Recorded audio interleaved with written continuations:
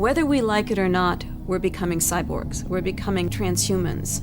Transhuman is an evolution from human to post-human, where we're no longer exclusively biological. So the cyborg is having all sorts of add-ons. Are we walking around naked? No, we have clothes. We have eyeglasses. We have earplugs. Now, these are very, very basic, early add-ons to our biology. We're also having much more innumerable add-ons, prosthetic parts, inorganic hearts. We will see much more advanced prosthetics in the years to come. Eventually, we'll have entirely prosthetic bodies. Human as a design is a wonderful design, but humans as a design have some faults. One fault is we were not designed for the modern age. The industrial age has equipment moving faster than we are, and equipment that's very large that crushes us. So we were designed with an endoskeleton, meaning our bones are on the inside, with our soft tissue on the outside. The world would be better for us now if we had our bones on the outside like an exoskeleton. So we were like a beetle.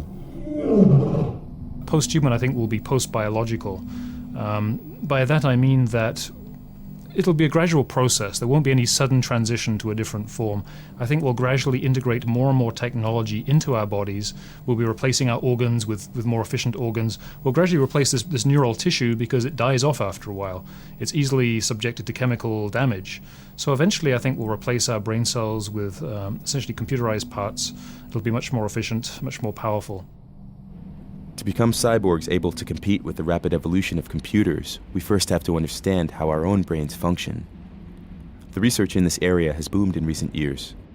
One of the factors behind this is the development in scanning techniques.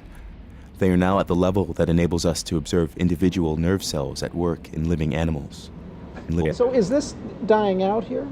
Or is that it's in the process of growing in. The technique is based on fluorescent jellyfish. Dr. Lichtman isolated the gene responsible for the fluorescence. He implanted it in mice and continued his experiments until he had a mouse of which only the brain cells were fluorescent. They're genetically engineered so that these are now heritable strains of mice. We have a yellow mouse strain, we have a blue mouse strain, we have a mouse strain where only a few cells are labeled, and we're now generating mice that have multiple colors in them. We call them rainbow mice.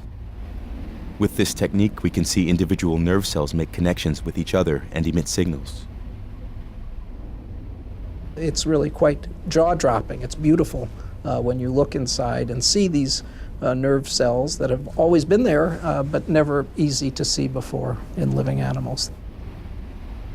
This technique is used now by many laboratories, helping in their efforts to understand how the brain functions. Other scientists use a completely different approach.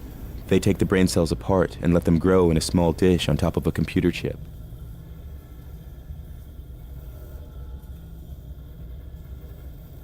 The problem with this technique is that it is extremely difficult to place each cell exactly on the right connection point.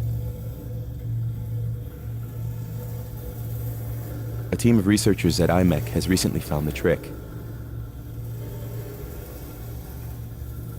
They printed a pattern on the chip with a product that the brain cells love to eat.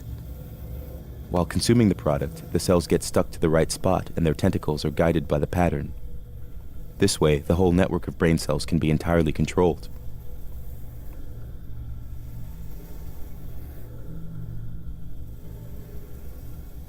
Some scientists have already been experimenting with such brain dishes.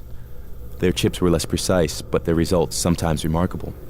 Let me disconnect the light show. Dr. DeMars, for instance, tries to communicate with his brain dishes and teach them several tasks. So each of these dishes contains about 20,000 or so neurons, which are firing away as we speak. So each one's an individual network, and they'll fire spontaneously. We take living rat neurons, and they will rapidly form a neural network. And we have this grid of electrodes underneath the surface of these living neurons, and we can listen to the conversation among the neurons. And we can also stimulate activity within that network. We can send in different patterns of stimulation and look at how the network changes as a result of those stimulations. And that's how we do what we do. What he does is to teach his brain dishes how to control an airplane. The network can essentially fly the aircraft in a pretty optimal way. So it won't overcorrect too much, and it'll be able to stabilize it in a wide variety of conditions. I think I've programmed like a 50-knot crosswind into this one. It was what it looks like. And you can see it, the aircraft, when it hits one of these crosswinds, how it begins to oscillate. The oldest dish that I've had is at 2 years. And the only reason why that dish died was because we were moving the lab from Caltech to Georgia Tech. Otherwise, that dish would probably still be alive today. Each dish has a characteristic, so you can learn to recognize one dish from another dish. They're demanding, though. You have to feed them once a week. More and more, we will be able to measure and understand how our brain cells function. Deciphering our consciousness is another question. But the experiments of Dr. Yang Dan have proved that in principle, it is possible to read and to understand the brain. I didn't know that we started this thing again. So this is a digitized movie. We present this to the animal, and we record the activity of their visual neurons. And these electrical signals that we recorded from will travel through these cables. She managed to tap the vision from the brain of a cat and to reconstruct what the cat sees onto a computer screen. So this is a digitized movie. This particular movie is a short clip from Indiana Jones, I think. Here we see the two images next to each other. On the left, the image that was shown to the cat. At the right, the image that is tapped out of the cat's brain. The picture has a lot of random flickering, the noise. That's probably the noise of the actual neurons, because they sometimes fire spontaneous spikes. We consider those noise, but maybe they reflect something else, maybe the thoughts or something. But we can't distinguish that. So when we use all of those, thinking that they represent visual information, this is the reconstruction that we come up with. It is the first time an image was tapped from a brain. It proves that we can read and understand the grammar of it. The face is recognizable, but I still can't avoid the impression that the face has something cat-like.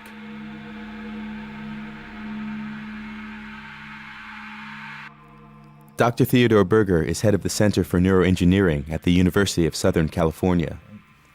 With a team of top scientists from different disciplines such as neurology and computer programming, they have collaborated to develop a chip that can replace parts of the brain, or, on a longer time frame, add more brain power. One of the first things that we do in this process is to actually study this part of the brain experimentally. We need to know very precisely how it behaves if we're going to reproduce that function in a computer chip and put it back into the brain.